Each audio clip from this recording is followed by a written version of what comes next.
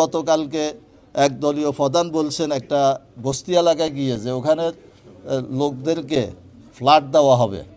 তো এটা তো নির্বাচনী আচরণবিধি লঙ্ঘন। তফসিল ঘোষণা হওয়ার পরে এরকম কোনো ঘোষণা কেউ দিতে পারে না। এটা আমরা এখানে বলেছি। আমরা বলেছি যে লেভেল প্লেয়িং ফিল্ড যেন তৈরি করা, যেন সমান অধিকার ভোগ করতে পারে নির্বাচনী প্রচারণায়, নির্বাচনী কার্যক্রমে সেই পরিবেশ তৈরি করার জন্য। এবং আমরা সিইসিকে বলেছি কেন্দ্রগুলো যেন, ভোট কেন্দ্রগুলো যেন সুরক্ষিত থাকে, সেখানে যেন কোনো প্রকার কেন্দ্র দখল এবং কারচুপি কোনো সুযোগ না থাকে। সেই জন্য বডি ক্যামেরা, সিসিটিভি এবং সিসি ক্যামেরা এবং ড্রোনের ব্যবস্থা করা হবে। ওনারা বলছেন 3000 ড্রোনের ব্যবস্থা করা হয়েছে।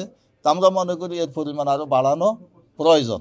আমরা সুনির্দিষ্টভাবে দুটি আসনের ব্যাপারে এখানে অভিযোগ করেছি।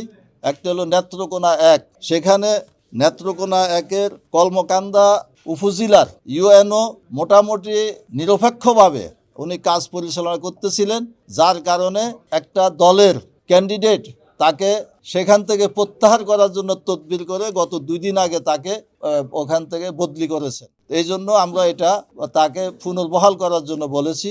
এবং দুর্গাপুর উপজেলার ইউএনও তিনি কোনো অভিযোগে তদন্ত করেন না।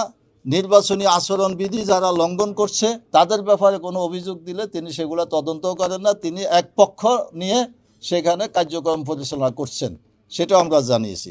আরেকটা আসন হইল ফরিদপুর 2-এ। ফরিদপুর 2-এ বিএনপির ক্যান্ডিডেট এবং তার পক্ষের লোকজন আমাদের ক্যান্ডিডেটকে হুমকি ধমকি দিচ্ছেন, তার গাড়ি জ্বালায় দিবেন, প্রাণনাশের হুমকিও দিয়েছেন। এই জন্য আমরা সিএসিকে বলেছি যে এগুলা তদন্ত করে ব্যবস্থা গ্রহণ করার জন্য, এবং তিনি আশ্বাস দিয়েছেন এবং অত্যন্ত আন্তরিকতাপূর্ণভাবে কথাবার্তা হয়েছে।